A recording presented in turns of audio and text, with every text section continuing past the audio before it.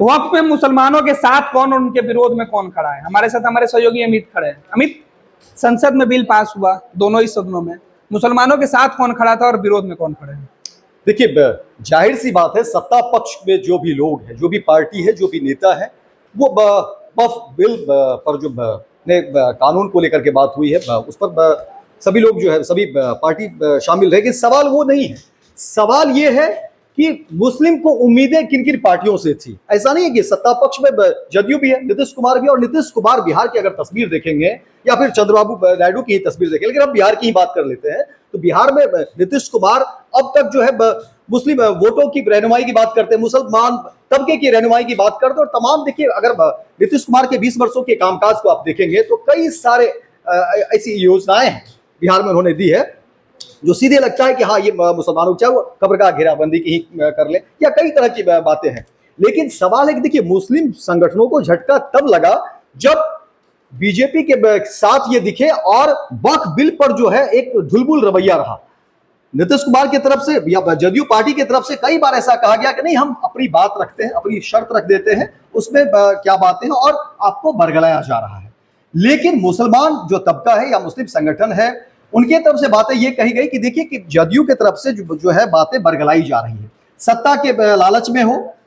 या फिर जाहिर तौर पर सरकार में साथ है, चाहे वो केंद्र की बात करें या बिहार में डबल इंजन की सरकार है, और सत्ता की के लालच में जो है जदयू कहीं न कहीं जो है हमारा साथ छोड़ रही है, और वोट तक जो है, फिर वोट की बात आती है तो फिर वो हमारी बात करती है। सवाल इसी को लेकर के है। चंद्रबाबू नायडू, देखिए वहां पर जो है आंध्र प्रदेश में चंद्रबाबू नायडू ने कई सारे काम किए हैं, योजनाएं लाए हैं,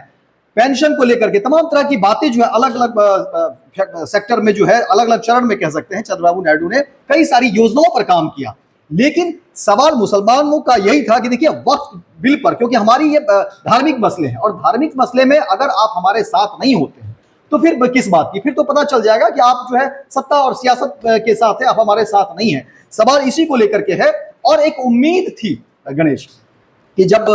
लोकसभा में या राज्यसभा में जब बिल पास होने की बात होगी तो ये लोग हमारे पक्ष में आएंगे, हमारे फेवर में आएंगे, और वहां पर चीजें दिखेगी। लेकिन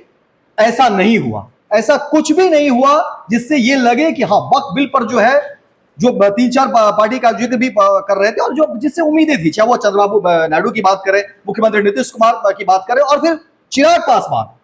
लोजपा रामविलास की पार्टी,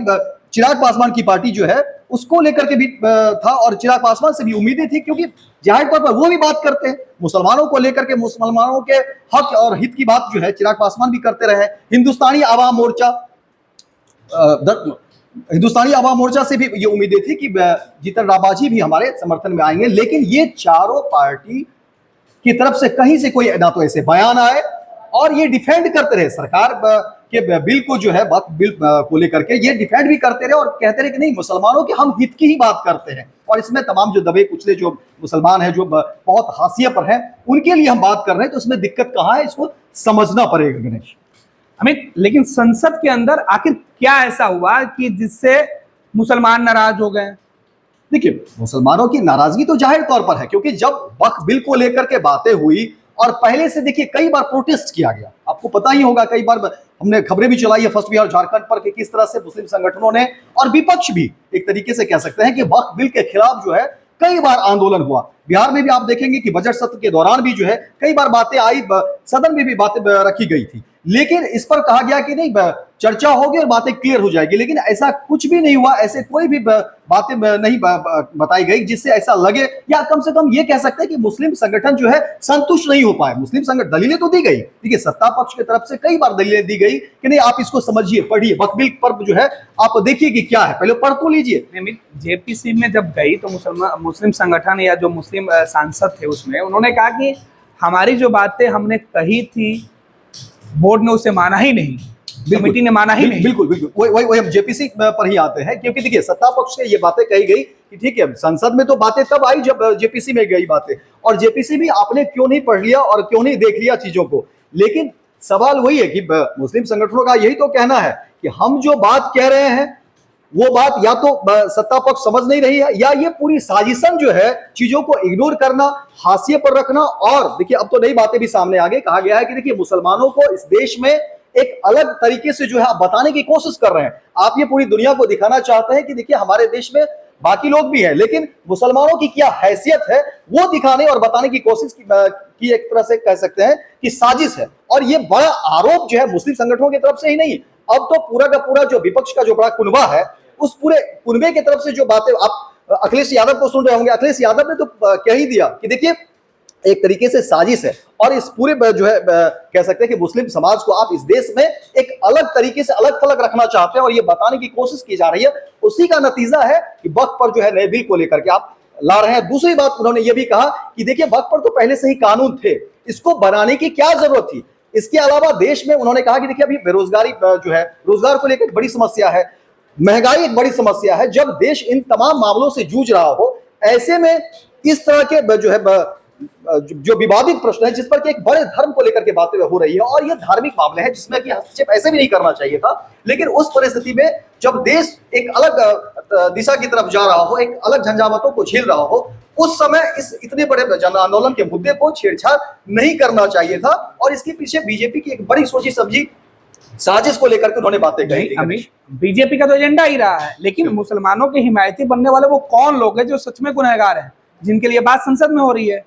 देखिए यही तो बात मुसलमानों ने तो सीधे सीधे स्पष्ट कर दिया। और सिर्फ अब तो मुसलमान ही नहीं है, इस वक्फ बिल पर जो है पूरा का पूरा विपक्ष एकजुट मुस्लिम संगठनों के साथ है, वक्फ बिल के विरोध में है। और अब इसमें तो सीधे सीधे सत्ता पक्ष में जो भी पार्टियां हैं, चाहे वो केंद्र की मोदी सरकार हो, सीधे तौर पर केंद्र की मोदी सरकार को ये लोग जिम्मेदार मान ही रहे हैं। दूसरी तरफ देखिए कि मोदी के साथ कौन कौन लोग हैं, कौन कौन सी पार्टियां हैं। और वैसी पार्टियां देखिए कहते हैं कि परेशानी या अपनी जो बातें होती है या दर्द जो है उसी से साझा किया जा सकता है, जिनसे उम्मीदें होती है। और सीधे सीधे ये लोग बीजेपी को तो कोस ही रहे हैं, लेकिन दर्द साझा कर रहे हैं या उन्हें ये गलत ठहरा रहे हैं जो लोग वक्फ बिल का समर्थन कर रहे हैं।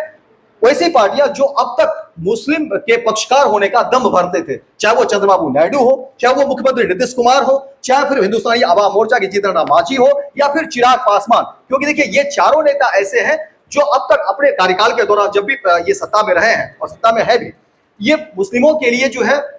कई सारी योजनाओं पर काम करते दिखे। ये बात भी उतनी सच्चाई से है। और इन्हें मुसलमानों का सबसे बड़ी बात है कि वोट मिलता रहा, इससे कोई इनकार नहीं करेगा। चाहे बिहार के मुख्यमंत्री नीतीश कुमार हो, 2005 के बाद से जब वो सत्ता में आए थे, उसी समय उन्होंने कहा था कि नहीं मुसलमानों के लिए काम करना, और लगातार जो है जमीनी स्तर पर काम किए गए भी। और वहां से मुसलमानों का एक बड़ा तबका, प्रतिशत मार्जिनल हो सकता है, लेकिन एक बड़ा प्रतिशत वोट बैंक जो है वो जदयू को मिलता रहा है बिहार में। और वहीं आंध्र प्रदेश की बात करेंगे तो वहां भाई चंद्रबाबू नायडू को बड़ा तबका, बड़े प्रतिशत कम ज्यादा हो सकते हैं, लेकिन बड़े प्रतिशत मार्जिनल वोट जो है चंद्रबाबू नायडू को मिलते रहे। और उसके बाद भी उन्होंने हाल फिलहाल बातें कही चंद्रबाबू नायडू ने कि देखिए हम और भी काम करेंगे मुस्लिम संगठनों के लिए, और जरूरत पड़ेगा तो वक्फ बिल पर भी बातें होगी। लेकिन दूसरी बात और बता देना चाहेंगे गणेश कि देखिए ऐसा नहीं है, नीतीश कुमार ने कोशिश की है, 3 बड़े मामले कह सकते हैं, 3 बड़े शर्त भी कह सकते हैं। इस बार जो बोर्ड अमेंडमेंट, ये वक्फ बिल अमेंडमेंट में जो है जदयू की तरफ से जो बातें गई है, 3 बातें गई है, जिसको आप शर्त भी कह सकते हैं या एक सुधार भी कह सकते हैं। जदयू ने कहा है कि देखिए जो जमीनें हैं वो जमीनें ऐसा करिए कि वो राज्य के अधीन रहने दीजिए, जो भी मामले होंगे राज्य सरकार उसको डील करेगा। इस पर जो है बीजेपी की सहमति हो गई है। और वक्फ बोर्ड में जो आप सुन रहे होंगे लोकसभा में, उसमें बताया भी गया है कि नहीं जमीन जो है राज्य की ही संपत्ति होगी और राज्य को ही फैसला, राज्य की संपत्ति नहीं होगी मतलब राज्य का फैसला होगा, स्टेट उसको उस पर फैसला ले सकता है जो जमीनों को लेकर के बातें होगी वक्फ बिल को लेकर के। दूसरी बातें ये कही गई थी जदयू की तरफ से कि देखिए जो स्थिर है पहले से, जिस पर कि कोई विवाद नहीं है, चाहे वो